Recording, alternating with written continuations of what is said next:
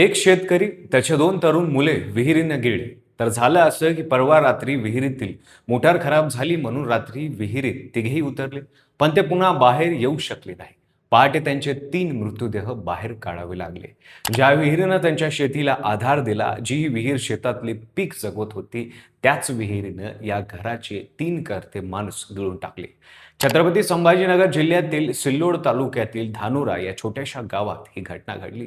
तर ही घटना कशी घडली सविस्तर पाहू या व्हिडिओच्या माध्यमातून. नमस्कार, मी पंकज आणि तुम्ही पाहताय कसं काय. छत्रपती संभाजीनगर जिल्ह्यातील सिल्लोड तालुका या तालुक्यातील धानोरा हे एक छोटंसं गाव आहे. इथली माणसं मेहनती नाहीत. इथे शेती हाच उदरनिर्वाहाचा मुख्य आधार आहे. याच गावात काकडे कुटुंब राहतात. बाजीराव सर्जेवार काकडे, वय 49 वर्ष, त्यांचा मोठा मुलगा अजिनाथ, वय 26 वर्ष, आणि धाकटा मुलगा श्याम, त्याचं वय 22 वर्ष.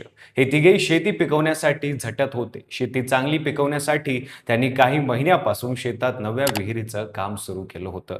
सुमारे 50 फूट खोलीपर्यंत खोदकाम झालं होतं. उन्हाळ्याच्या दिवसात जेव्हा आसपासच्या अनेक विहिरी आटलेल्या असताना सुद्धा या विहिरीला चांगलं पाणी लागलं होतं. घरात आनंद होता. शेजारी पाजाऱ्यांनाही बरं वाटलं होतं. विहिरीवरचा सिमेंटचा कठडा बांधण्याचं काम अंतिम टप्प्यात आलं होतं, पण त्या विहिरीत सतत पाणी साचत होतं.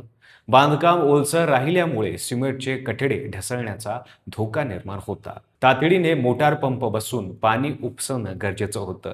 त्यासाठीच शनिवारी 9 मे रोजी रात्री बाजीराव, अजिनाथ आणि श्याम हे तिघे शेताकडे निघाले.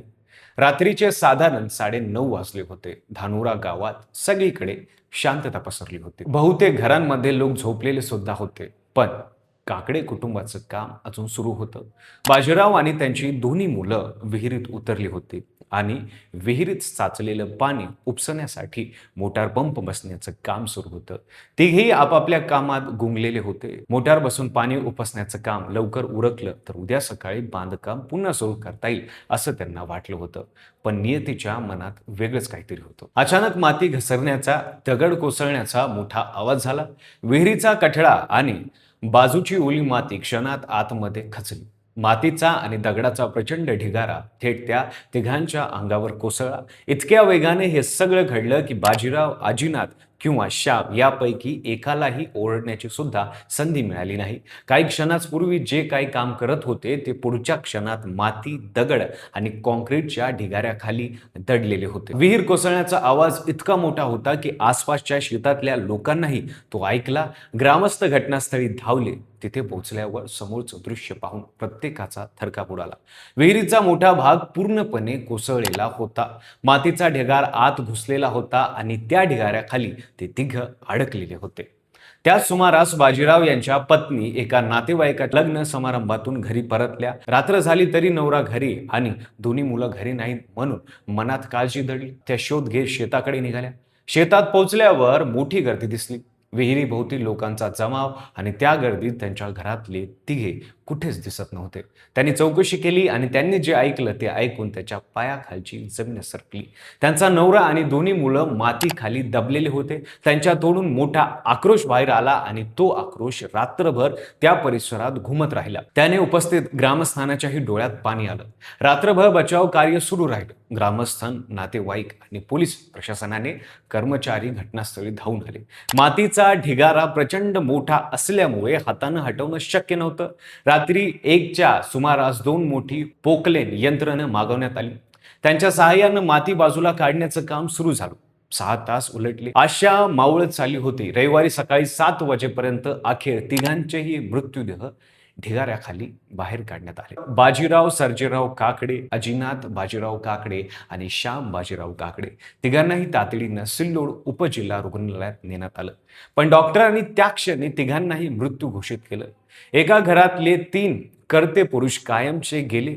रविवारी शवविच्छेदनानंतर सकाळी 11:30 वाजता धानोरा गावाच्या स्मशानभूमीत एकाच वेळी तिघांवर अंत्यसंस्कार करण्यात आला. एकाच घरातून एकाच वेळी 3 पार्थिव बाहेर पडताना गाव स्तब्ध झालं. एका आईने एकट्याने नवरा आणि 2 मुलांना अग्नी दिला. त्यांचा आक्रोश, नातेवाईकांचा हंबरडा आणि गावकऱ्यांच्या डोळ्यातील पाणी या सगळ्यांनी त्या दिवशी धानोरा गावाचं वातावरण जड करून टाकलं. रविवारी दिवसभर गाव शांत होतं. प्रत्येकाच्या तोंडी फक्त काकडे कुटुंबाची चर्चा होती. कालपर्यंत शेतात राबणारे बाजीराव, आजीनाथ आणि श्याम आता या जगातील नाहीत. हे अनेकांना खरं वाटणार नाही. पोलिसांनी घटनेची नोंद करत पुढील तपासाची सुरुवात केली आहे. मात्र अद्याप सरकार किंवा प्रशासनाकडून या कुटुंबाला कोणतीही मदतीची अधिकृत घोषणा झालेली नाही. या घटनेनं ग्रामीण भागात शेतीशी निगडीत कामांमध्ये सुरक्षेचा प्रश्न पुन्हा ऐरणीवर आला आहे. विहीर खोदताना किंवा बांधकाम सुरू असताना आत उतरताना कोणत्या खबरदाऱ्या घ्यायला हव्यात? तळाची माती ओली असताना कठड्याचे बांधकाम कोणत्या टप्प्यावर करावे? रात्री असं काम कसं टाळावं? हे प्रश्न या घटनेनंतर नव्याने उपस्थित होत आहे. विशेषतः मराठवाड्यासारख्या भागात जिथे शेतकरी अनेकदा आर्थिक कारणामुळे तज्ज्ञांचा सल्ला न घेता स्वतः हे काम करतात, तिथे असे अपघात वारंवार होत राहतात. बाजीराव, अजिनाथ आणि श्याम हे तिघे जे काम करत होते ते त्यांच्या घरासाठी, त्यांच्या शेतासाठी करत होते. पण कधी कधी मेहनत आणि आकांक्षा असूनही नियती वेगळाच निर्णय घेते. त्या एका रात्री एका आईनं तिचं सगळं गमावलं. खरा प्रश्न हा आहे की अशा शेकडो काकडे कुटुंबासाठी कोण विचार करणार आहे?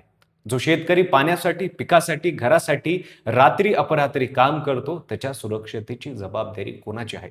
तुम्हाला काय वाटतं? हे आम्हाला कमेंटमध्ये नक्की सांगा. व्हिडिओ आवडला असेल तर लाईक करा. चॅनलवर नवीन असता तर सबस्क्राईब करायला विसरू नका आणि पाहत राहा फक्त कसं काय.